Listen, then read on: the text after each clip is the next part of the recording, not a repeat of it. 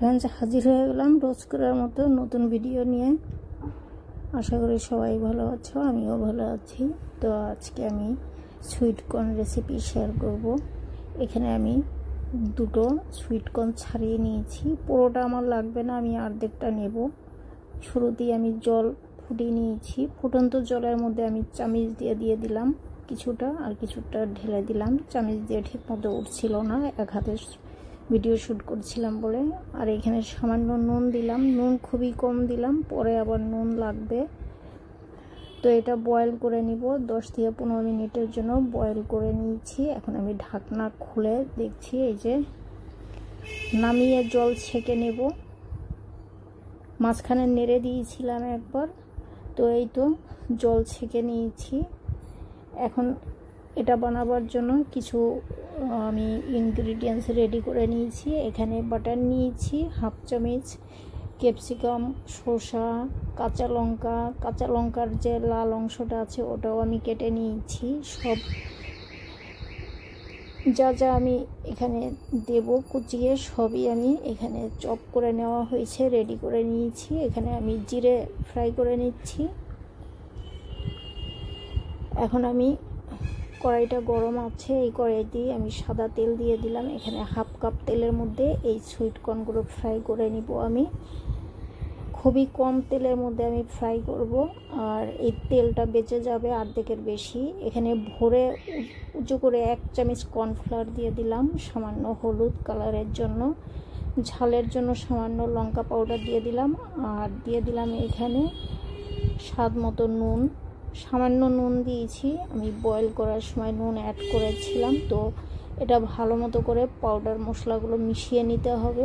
মিশিয়ে নেওয়ার পরে আমি ঝাঁকিয়ে নিয়েছিলাম। তেলে ছাড়ার আগে একটা দিয়ে দেখতে হবে। তেল এদিকে আমার গরম হয়ে গেছে। ডিমিয়াজে এটাকে ফ্রাই করতে হবে। খুব বেশি তেল গরম করলে এটা উপর থেকে পুড়ে যাবে আর শক্ত হয়ে যাবে। তো তেল আমার গরম হয়ে গেছে। একটা আমি প্রথমেই দিয়ে দেখেছি। এইভাবে ঝাঁকিয়ে অল্প অল্প করে আমি চারপাশে ছড়িয়ে দিচ্ছি। শুরুতেই আমি নাড়বো না, এই যে উঁচু হয়ে আছে এটা আমি শুধু তেলের মধ্যে নামিয়ে দিচ্ছি। তো এটা আমি এক পাশ হয়ে যাওয়ার পরেই নেড়ে চেড়ে এটা ভাজবো। আমি এক পাশ হয়ে গেছে, এখন আমি নেড়ে চেড়ে দিলাম। এক পাশ না হওয়া পর্যন্ত নাড়া দেবে না, তাহলে এই যে পাউডার মশলাগুলো যে আমি দিয়েছি এটা তেলের সঙ্গে মিশে যাবে আর তেলটাও খারাপ হয়ে যাবে, ভাজাটাও খুব একটা ভালো হবে না। তো আমি নেড়ে চেড়ে ভেজে নিয়েছি, ভাজা হয়ে গেছে। খুব বেশি ভাজতে যাবে না, তাহলে এটা শক্ত হয়ে যাবে। আমি অর্ধেক করে ভাজছি, আর অর্ধেকটাই একইভাবে আবার ভেজে নেব আমি। এই যে দেখতেই পাচ্ছ তেলটা কত পরিষ্কার আছে, এই তেলটা এরকমই থাকবে। তো ভালো করে আমি তেল ছেঁকে তুলে নিচ্ছি।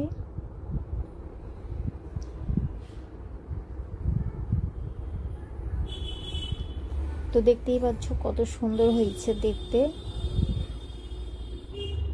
তো বাকিগুলো আমি একইভাবে ফ্রাই করে নিচ্ছি। এই যে এইভাবে আমি ঘুরিয়ে ঘুরিয়ে, আর এই যে পাউডার মশলাগুলো এক সাইডে জমে আছে, এটা আর কাজে লাগবে না, এটা ফেলে দেওয়া ছাড়া আর কিছুই করা যাবে না। এই যে এইভাবে অল্প অল্প করে তেলের মাঝখানে আমি দিয়ে দিলাম, আর যেগুলো উঁচু হয়ে আছে এটা আমি সাইডে সাইডে করে দিচ্ছি। এখনই নাড়বো না, নাড়া দিলে ওই যে বললাম তেলের সঙ্গে মিশে যাবে পাউডারগুলো, তেলটাও খারাপ হয়ে যাবে। আর এখানে আমি যতটা তেল ইউজ করেছি সামান্য তেলই এটাতে ভাজতে লাগবে, তেল অর্ধেকের বেশি এখানে বেঁচে যাবে, তো অন্য কিছুতে ইউজ হয়ে যাবে এই তেলটা। তো আমি সেকেন্ড ব্যাচটা যখন দিলাম এটার নাড়াচাড়াটা আর দেখালাম না, প্রথমটা দেখিয়েছি। এটা দেখিয়ে কি হবে, ভিডিও লম্বা হয়ে যাবে। এই যে সবগুলো ভেজে নিলাম এইভাবে। তো তেলটা আমি দেখিয়ে দিচ্ছি, এই দেখো যতটা আমি তেল নিয়েছি, হাফ কাপের অর্ধেক তেল বেঁচে গেছে।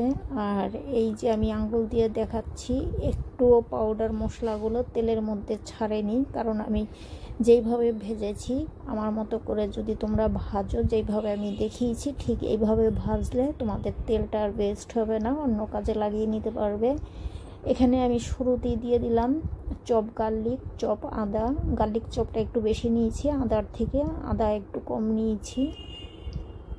দিয়ে দিলাম এখানে কাঁচা লঙ্কা 2 রকম, লালটাও কুচিয়ে দিয়েছি, গ্রিনটাও কুচিয়ে দিয়েছি আমি। আর এখানে দিয়ে দিব সামান্য একটু এই হাফ টেবিল স্পুনের মতো ক্যাপসিকাম। এই তো দেখতে ভালো লাগার জন্য লাল আর গ্রিন আমি ইউজ করছি এখানে। আর ফ্লেভারের জন্য এটা আমি চাট মশলা দিয়েছি half table spoon chaat masala, half teaspoon bit নুন, আর দিয়ে দিলাম এখানে 2 টেবিল স্পুন শসা কুচি। আর এই যে জিরেটা যে আমি ফ্রাই করেছিলাম, এই জিরেটাও আমি দিয়ে দিলাম হাফ টিস্পুনের মতো।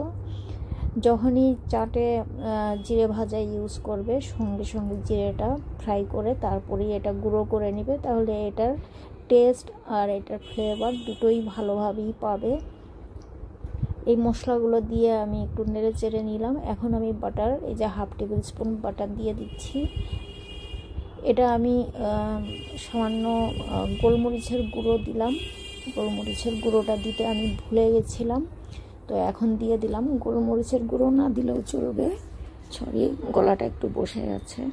তো আমি এখানে অর্ধেকটা লেবু দিয়ে দিব, লেবু চিপে দিচ্ছি এখানে। লেবু আর এই বাটার আমি শেষের দিকে দিলাম, এই দুটো এখন মিশিয়ে দিব নেড়ে চেড়ে। লেবুটা লাস্টের দিকে দিলাম, যা ইনগ্রিডিয়েন্টস আমি ইউজ করেছি, নইলে এটাতে জল ছেড়ে যাবে, ওই জন্য লাস্টের দিকে দিলাম, কারণ এতে শসা দেওয়া হয়েছে। তেল আর বাটার আমি খুবই কম ইউজ করেছি এখানে, আমি খুব কম ইনগ্রিডিয়েন্টস দিয়ে আমি এই চাটটা বানিয়ে নিলাম, ঝটপট তৈরি করে ফেলেছি। এটা দেখতে যেরকম ভালো হয়েছে, খেতে আরও বেশি ভালো।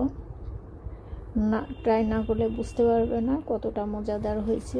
যারা সুইটকর্ন খেতে ভালোবাসো তারা আমার এই প্রসেস ফলো করলে কথা দিচ্ছি ভালো লাগবে, আর সব সময় এইভাবেই খেতে ইচ্ছা করবে, এতটাই মজাদার হয়েছে। এখানে অনেক কিছুই ইউজ করেছি অল্প অল্প। আর গার্নিশের জন্য এখানে আমি এই যে লাল লঙ্কা আর একটু ধনেপাতা উপরে ছড়িয়ে দিলাম, আর সাইডে অর্ধেকটা লেবু আমি রেখে দিলাম দেখতে ভালো লাগার জন্য। এই তো হয়ে গেল রেডি। এটা খেতে যেমন টেস্টি আর এটা তেমনি হেলদির ব্যাপারে আর কোনো কথা হবে না, এটা আমরা সবাই জানি। এই তো আমার এই সুইটকর্নের চাট কেমন লেগেছে কমেন্টস করতে একদমই ভুলবে না। তোমরা ভিডিও দেখো কিন্তু কমেন্টস করো না, জানি না কী অসুবিধা হয় তোমাদের কমেন্টস করতে। যাই হোক, আজকের মতো এখানেই, আবার দেখা হবে নতুন ভিডিও নিয়ে।